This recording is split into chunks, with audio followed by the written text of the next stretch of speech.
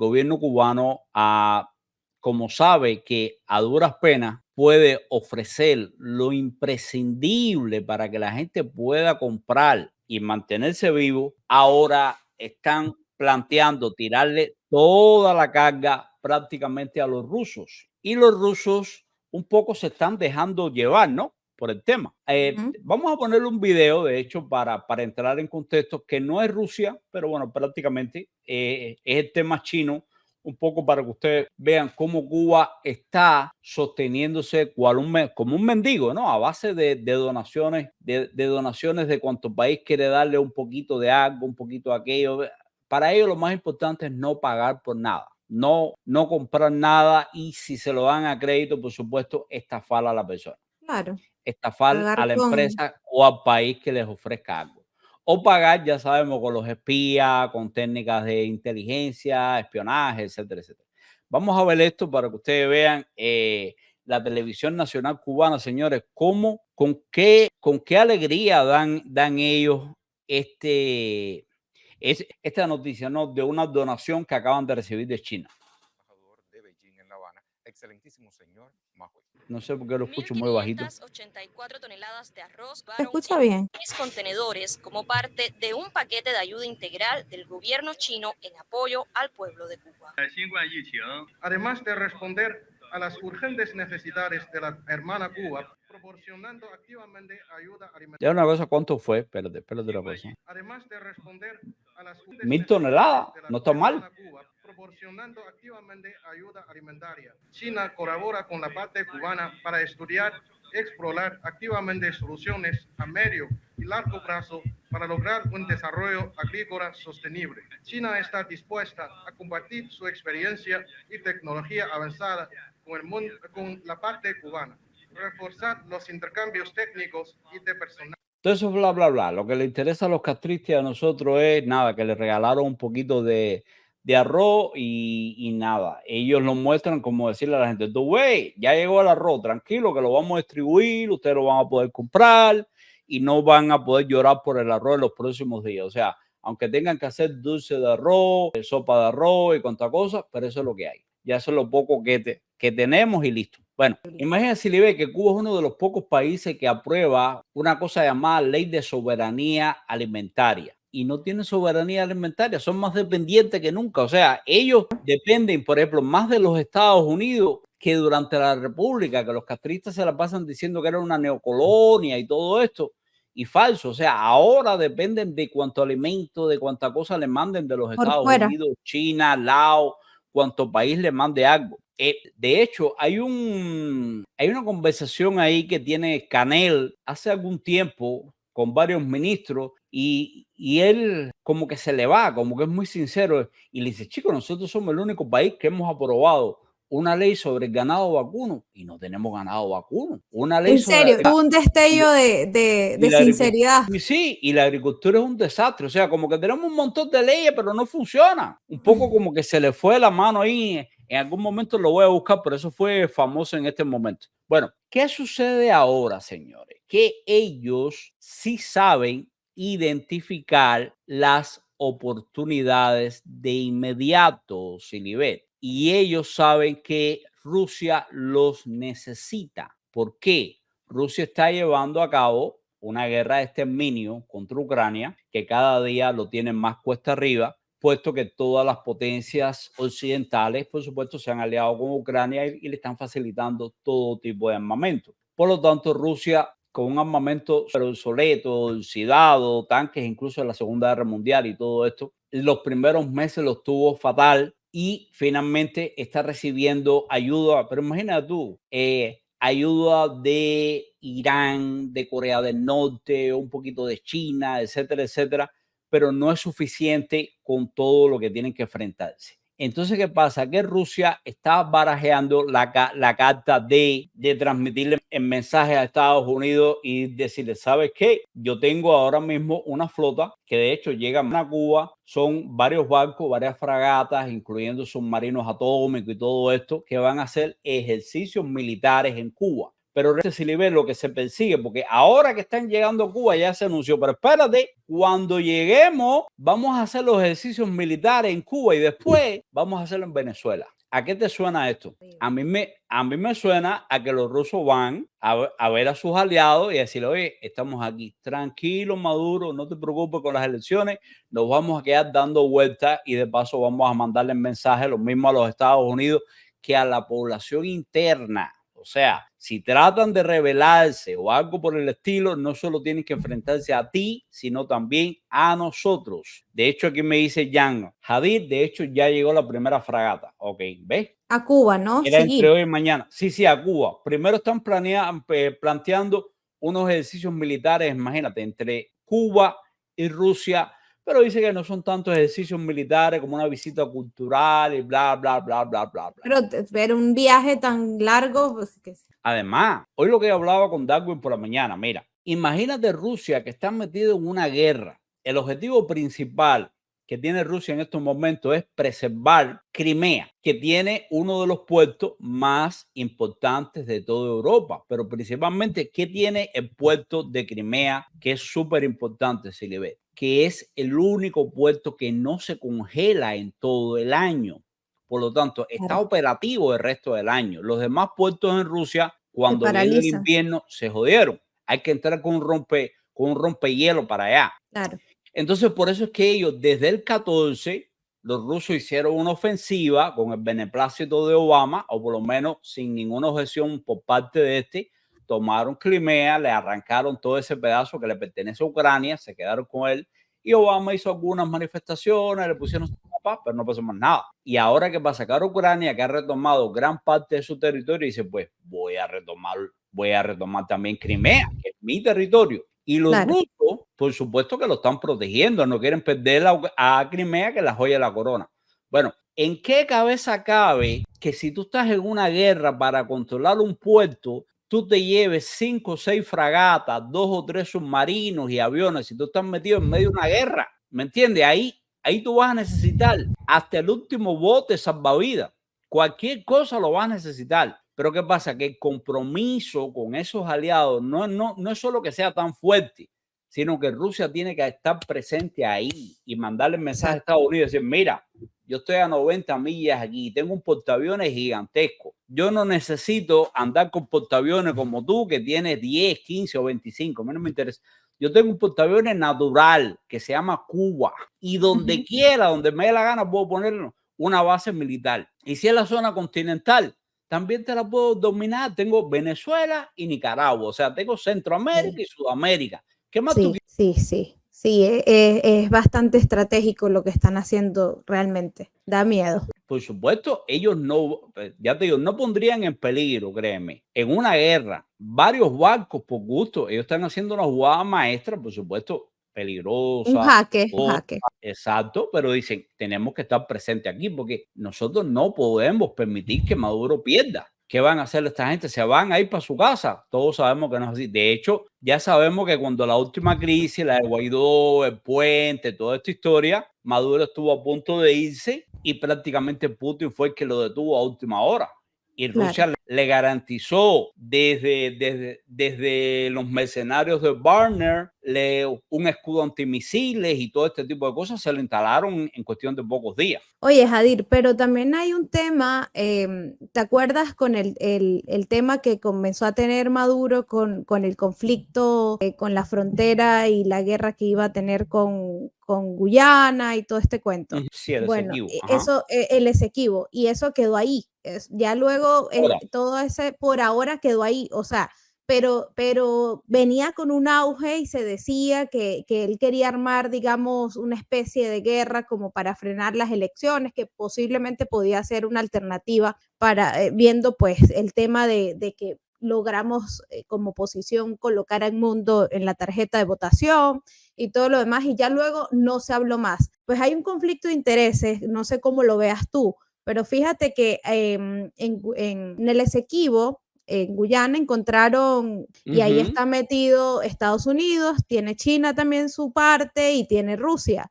Entonces, como que yo creo que hubo un conflicto de intereses que a Maduro no le tocó más, no tuvo más remedio que frenar y ya quitar toda esa parafernalia de hacer ruido con que iba a tener una guerra y que iba a defender ese territorio. Muy O posible, sí. sea, ahí yo creo que por ese lado, fíjate que Rusia también tiene las manos metidas por ese lado. Es un tipo de estrategia Porque bien.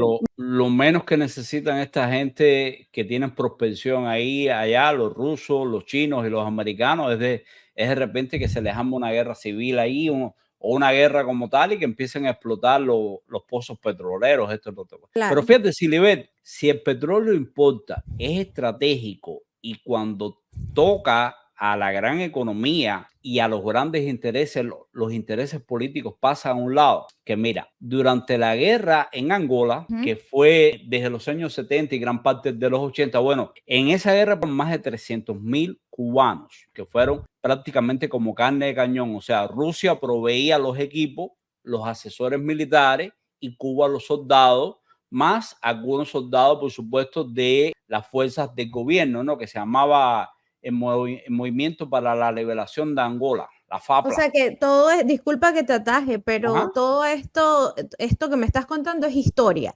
Y si nos Sí, vamos sí, a la sí. actualidad, sigue siendo lo mismo. O sea, Es la misma historia. Sí. porque siguen llevándose como carne de cañón a soldaditos cubanos a Cuba, a Rusia, engañados o sea, qué horrible, que no Sí. cambian el libreto. Ajá, Bueno, disculpa que te esto fue ataje. sobre los años, no, al contrario. Esto fue sobre los años 70, que precisamente aquí en los Estados Unidos había un presidente demócrata llamado Carter, falleció hace poco, o ahora no sé si falleció. Para mí falleció hace tanto tiempo realmente. Yo siempre lo odié por todo lo que hizo con respecto a Cuba y tanta política nociva. De hecho, en Venezuela hoy hizo más Era daño que yo creo que los chavistas. demócrata. Sí, Claro. el centro Carter era el que iba a todas las elecciones que se le ocurría a Chávez y las certificaba todo y decía, todo esto es una maravilla, independientemente de la trampa que se hiciera. Imagínate tú que Carter tuvo la desfachatez. Yo tuve un gran amigo que falleció hace poco de cáncer y él murió diciéndome que no, que Carter era ingenuo y no eso. Yo le dije, ingenuo no, lo que es un malvado y un descarado y un comunista, no.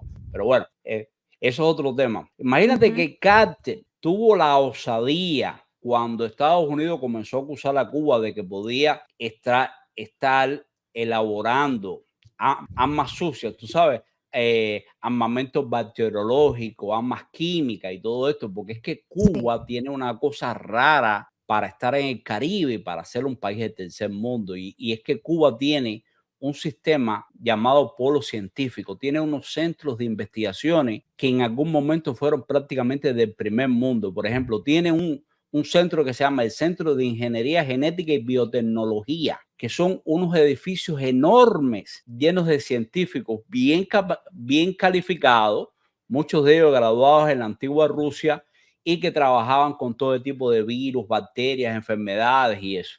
Y así, Silibet, hay cadenas de centros de investigaciones de todo tipo, de investigaciones cerebrales, de cuánta cosa había. Pero en el 6GB precisamente era una cosa tan grande y tan costosa, pero además no se conoce que haya salido un solo producto del famoso 6GB. Por lo tanto, muchas veces se ha dicho, esto es un arma secreta, esto es un arma que tienen los rusos o cualquiera ahí para tenerlo en el Caribe y desarrollar armas de destrucción masiva, pero por medio de, tú sabes, virus, bacterias, lucha no convencional. Y bueno, cuando estaba toda aquella opinión pública diciéndole a Cuba que mostrara las pruebas de que el 6GB realmente no fabricaba ningún tipo de arma bacteriológica, ni mucho menos, bueno, resulta ser que Carter va a Cuba de visita, dio una visita guiada de menos de una hora por donde lo llevaron, y cuando terminó dijo, bueno, yo puedo certificar ante la comunidad internacional que aquí no se fabrican armas biológicas. Yo dije, ¿en serio?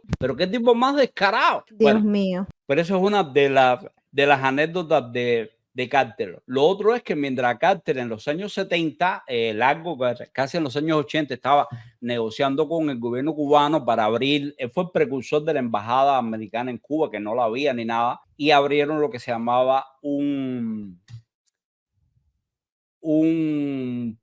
consulado, ¿no? Comenzaron por abrir una oficina de intereses de los Estados Unidos con un consulado. Las relaciones iban camino a normalizarse. Y en ese momento se descubrió que Cuba tenía más de 100,000 hombres en Angola, o sea, militares, que cómo habían llegado en buques mercantes. Y eso es una de las cosas que prohíben las convenciones militares. O sea, que tú no puedes transportar a los soldados escondidos en barcos civiles, que tienes que identificar que son barcos militares. Bueno, pues Cuba, todas esas trampas, y resulta ser que cuando la CIA se dio cuenta, ya Cuba tenía más de 100,000 personas allá, tenían armamento, etcétera, etcétera, y empezaron a apoyar al presidente Dos Santos contra la UNITA, que era una organización insurgente, ¿no? En definitiva, Silibet, Dos Santos y Savimbi al final se pusieron de acuerdo. En esas conversaciones no fueron invitadas a Cuba, ni mucho menos. Se pusieron de acuerdo los dos y se repartieron el país como les dio la gana. Y hoy por hoy, la hija de Dos Santos, de ese presidente, que Cuba y los rusos también a mantenerlo en el poder por más de 30 años con una guerra fratricida que se calcula costó más de 10,000 muertos cubanos, por lo menos que se sepa. Bueno,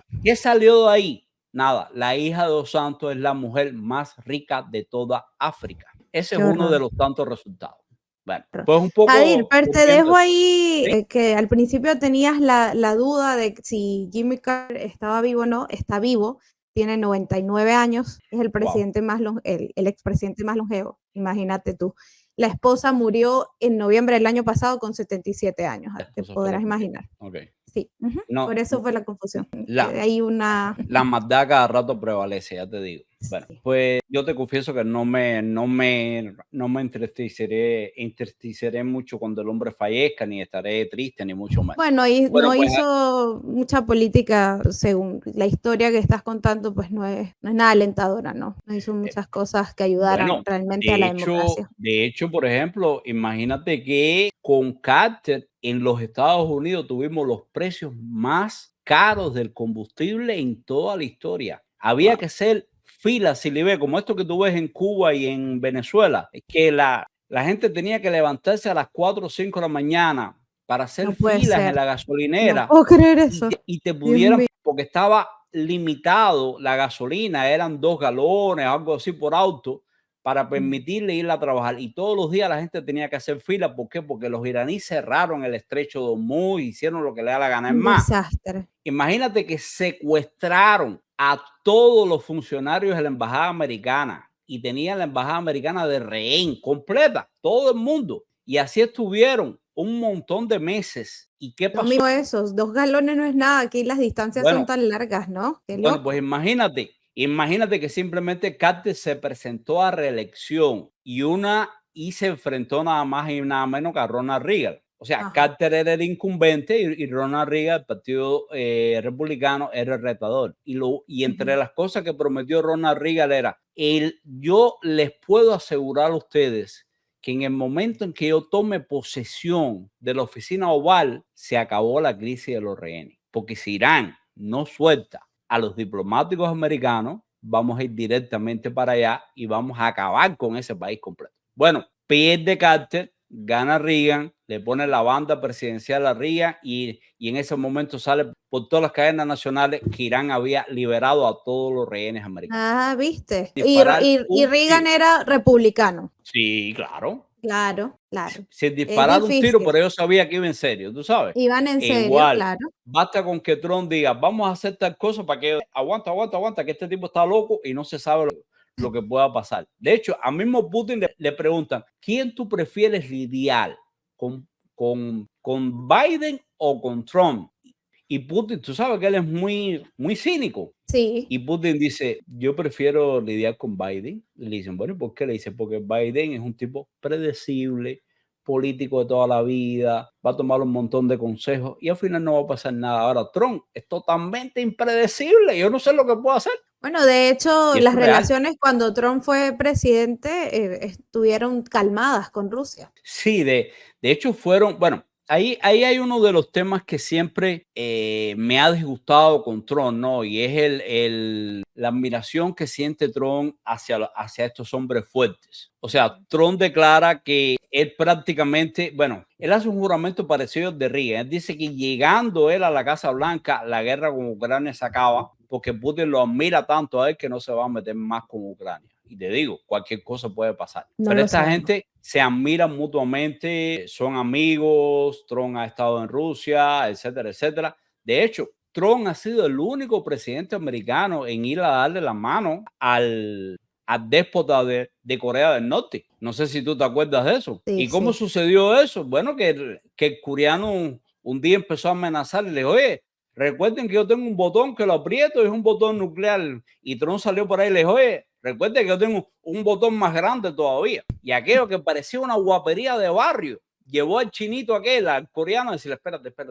Vamos a sentarnos, vamos a negociar. O sea, lo que uno Sí, piensa que no funciona, que no es diplomático, que es Que es medieval y exacto, funciona hoy en día para esta para gente ese que tipo. no son civilizados tampoco. O sea, ellos Claro. entienden. Yo estoy seguro, mira, con Maduro, con los Castro, con toda esta gente, el lenguaje que funciona es ese: intimidación, sanciones, Como meterle ellos miedo. actúan. Exactamente. Ellos, igual que con el mundo musulmán, mira, el mundo musulmán literalmente vive en la Edad Media. Porque imagínate que los musulmanes cuentan el inicio de la nueva era a partir de que Mahoma salió de Medina para la Meca o de la Meca para Medina, no recuerdo bien, ¿no?